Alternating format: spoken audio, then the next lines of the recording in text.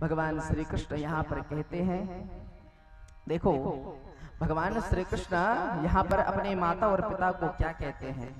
कहते हैं कि हे पिताजी, हे माताजी, जो पुत्र होता है ना, वह 1 वर्ष क्या, उसको यदि 100 वर्ष भी हो जाए तब भी वह अपने माता और पिता का ऋण नहीं चुका सकता, माता पिता के ऋण से उऋण नहीं हो सकता। और कहते हैं यत् योरात्मनः कल्प आत्माना च धनेन च वृत्तिं न दद्यात् तं प्रेत्य स्वमाशं खादयन्ति। कहा, जो पुत्र सामर्थ्यवान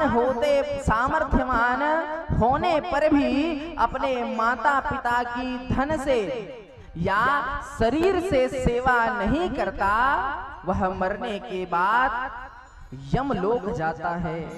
और जब यमलोक जाता है तो यम के जो दूत होते हैं वो क्या करते हैं, तो कहा उनके ही मांस को उन्हीं को खिलाते हैं।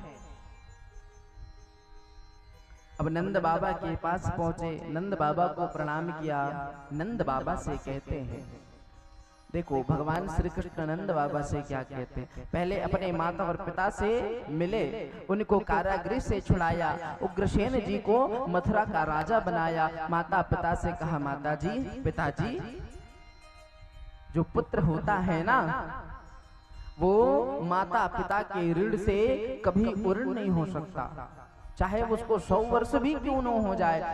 जैसे हम कहते हैं ना, आजकल के कलयुगी जीव माता पिता से द्वेष करने लगते हैं, बूढ़े हुए नहीं माता पिता को छोड़ देते हैं, कहीं वृद्धाश्रम लेकर के चले जाते हैं। कहते आपने हमारे लिए किया क्या। एक संत थे, ध्यान से सुनना, एक संत थे, संत के पास एक बालक आया, एक किशोरावस्था का था। संत ने कहा, भैया मेरे पास क्यों आए हो। कहा, ज्ञान लेने आया हूं। अच्छा, ज्ञान लेने आए हो। संत ऐसे किसी को ज्ञान नहीं देते, ध्यान रखना। संत ज्ञान उनको देते हैं जो उस ज्ञान का पात्र होता है। यदि आपको खीर खाना है तो खीर खाने के लिए पात्र चाहिए। यदि वह पात्र गंदा हो तो पहले आप क्या करते हो, पात्र को धोते हो, फिर खीर खाते हो। लेकिन यदि वह जो पात्र है, मान लो आपको किसी खोपड़ी को पात्र बना करके दिया जाए, ध्यान से सुनना, किसी मनुष्य के खोपड़ी को पात्र बना करके दिया जाए। जब मनुष्य शरीर मर जाता है तो खोपड़ी रहती है। किसी ने कहा, भैया ये तो खोपड़ी है, इस पे हम खीर कैसे खाएंगे। अरे भैया मैंने इसको तो गंगा जल में धोया है, आप कहो तो फिर धो देता हूं। धो दिया, अब खाओगे। कहा, कैसे खाऊंगा।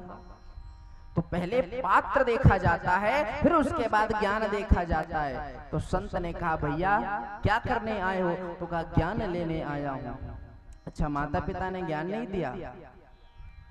कहा, माता पिता ने क्या ज्ञान देना, वो तो कुछ करते ही नहीं हमारे लिए, कुछ नहीं किया माता पिता ने हमारे लिए। संत ने कहा, सच में तुम्हारे माता पिता ने कुछ नहीं किया।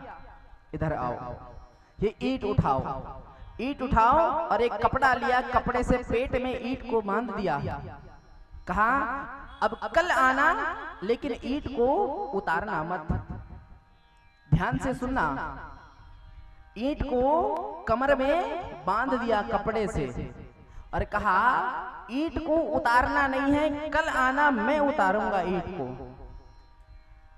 अब जब संत ने भेज दिया उसे, 1 घंटा, 2 घंटा, 3 घंटा, 4 घंटा, कमर दुखने लगा, भार सहन नहीं हुआ। संत के पास भागा भागा गया, महाराज भार सहन नहीं हो रहा है, ईंट उतार दो, ऐसा लग रहा है कि अभी मर जाऊंगा, इतना पीड़ा हो रहा है।